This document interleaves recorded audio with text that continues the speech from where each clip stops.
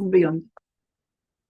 Hello. Hi, this is Wisdom for Menopause and Beyond. And welcome. Welcome. This is about midlife. It's about things that are interesting to. We've discovered a good in midlife, which is about menopause. So it can be maybe around menopause. So that's beyond as well. Yeah. Alison's found some interesting research. I know. It's that kind of thing when you realise you're more of an academic than you ever wanted to be.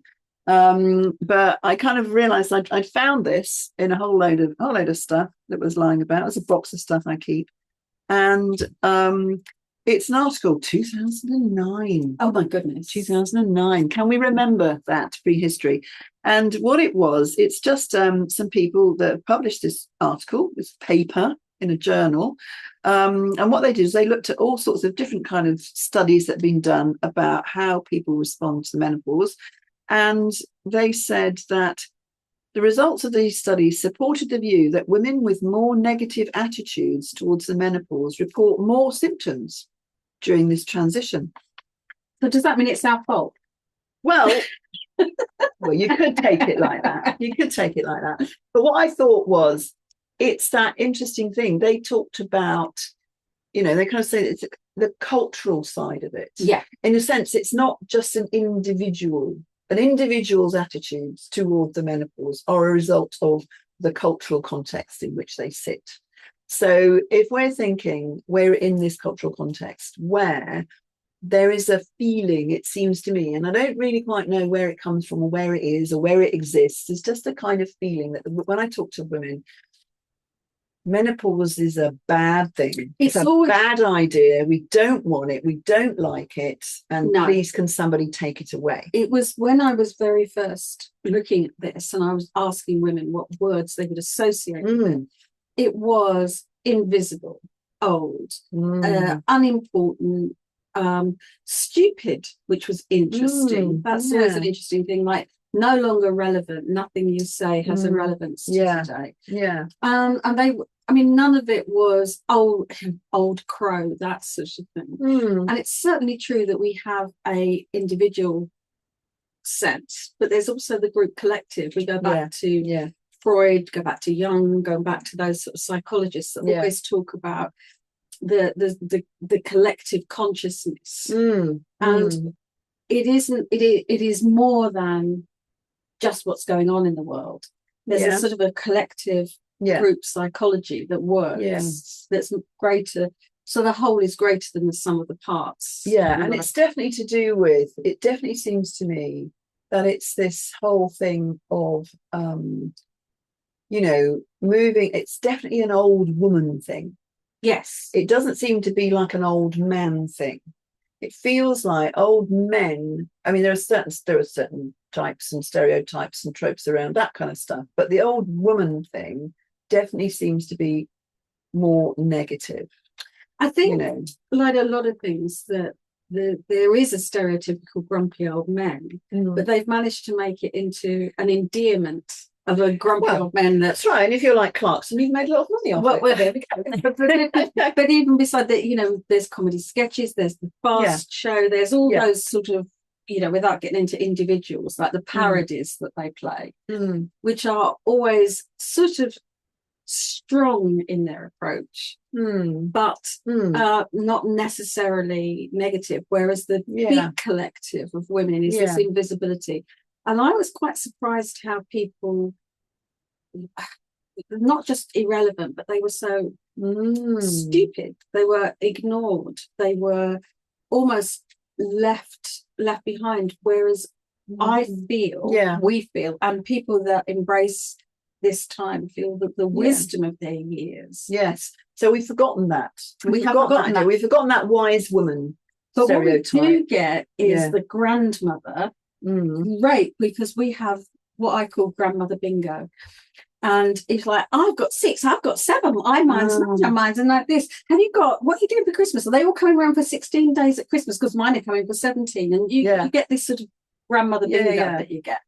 And we're celebrating the wisdom of a grandparent, which is good. That's not a bad thing, but we're limiting it to this big, rather than the whole It's wisdom. about grandchildren, yes. As opposed to, we now have all this wisdom and knowledge and time and patience and whatever that we can give to just people generally. So I mean, I know I've gone off topic, but that's not unusual here, is it really? Yeah. But like, someone was talking about their newborn baby and how it's really difficult and it's not settling and so on, and I just want to go, oh yeah, mine only, I was like, tomorrow it will stop crying, and after I said 2 years, and then I'm a second it was this, or with someone else, and then all the people, and you think, almost it sort of took me back this time and thought, God, how little I knew, and how little I want. And yet I look at the wisdom of what I've picked up, and I'm not all wisdom and all wise, but what I can add to that and what I've learned, and thought, if only I could go back and do that again, I'd do it so differently. So I'm just saying, from that very small perspective, you've got that to add to the world. I know. And so what is interesting to me, that whole thing about, because there is this negative feeling about menopause, and that leads us off down all sorts of different routes. Yes, I know. It leads us down to HRT. It leads us down to a whole variety of other things, which are about solving it, treating it, diagnosing it, rather than, well, should we go back to the facts of this, which are, it's a 4-year transition. There are symptoms. If you plan early and you get yourself hormonally balanced, it's likely to be minimal, but we don't have that feeling about it. We just have this feeling of fear, avoidance. We don't really want to do that. We want to hold time back. We don't want to ever get to the other side. So instead of celebrating all those lovely things, we are putting a stop to it. And there's also, as you were saying, the expectation that this transition, you'll either be brave and get through it, or you'll hold your breath, or you'll be really lucky, rather than it'll be fine.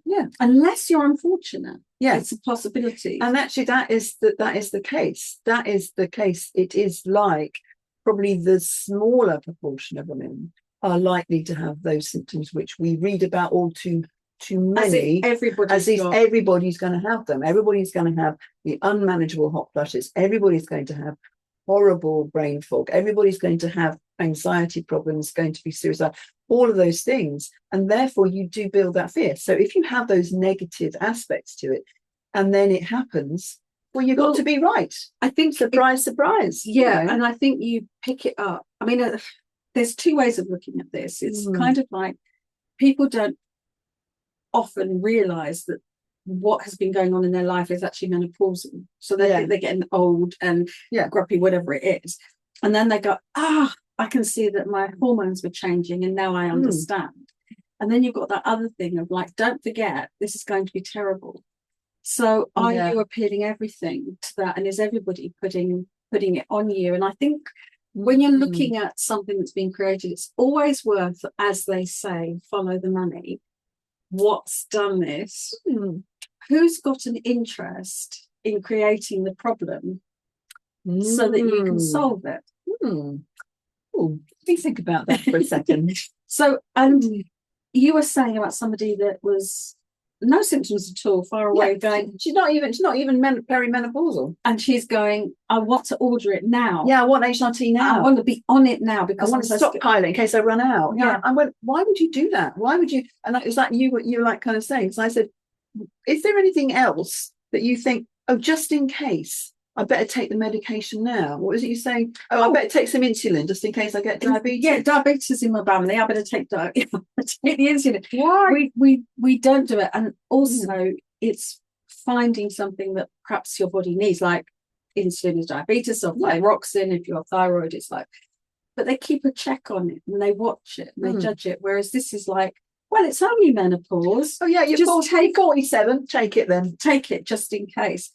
And what we're noticing is that people have been on it for a year or two, and at first it helped, and then it's now making them sicker, or they're feeling ill, and it's kind of like, that's because it's a changing, a moving market. So people are becoming quite nervous, whereas they thought they had an answer. Yeah. Maybe this isn't the answer. And then my friend Jenny down the road, and she was on it, and now she's not. So I don't know. She better have twice as much, just in case. Just in it's case. Not working anymore. Yeah. So I think there's the fear of what's going on, the fear that it may not actually sort the problem out, and then the fear of, I don't want to become that invisible old idiotic woman. So, and I think with many cats.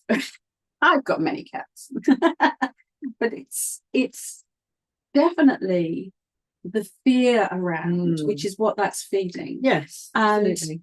Fear always makes things worse because it physically will give you more cortisol, more adrenaline, yeah. So stress and fear is a real thing. So I think that whole I know. kind of, and it's like we don't have any answers for you this time. We don't really have any practical thing to do in that kind of sense. And it's like, it isn't your fault if you're having bad symptoms. That's going to you've not created it. You haven't created it in that sense. But just be aware of this underlying, we're a bit kind of, I suppose, upset about this. This underlying feeling that there's this, you've got to go, there's no answer. It's all going to be awful, dreadful. We just need to take the pills. And I'm kind of thinking, but that's not the only route. And I guess if you've listened to a lot of the other things that we've talked about here, you know that we have many other ideas for that. But stress and worry about it is, and the expectation that's going to be crap. Well, they all go together. Yeah. I think the three of them go together. And I'm just not keen on so you've made it worse for yourself. I know. So you haven't made it worse for yourself. No. But just, anyway, so there we go. Be wise. Be wise. Look forward to menopause. You'll be a wise person that people need afterwards. Yes. And as you come through it, you get to hang out with us.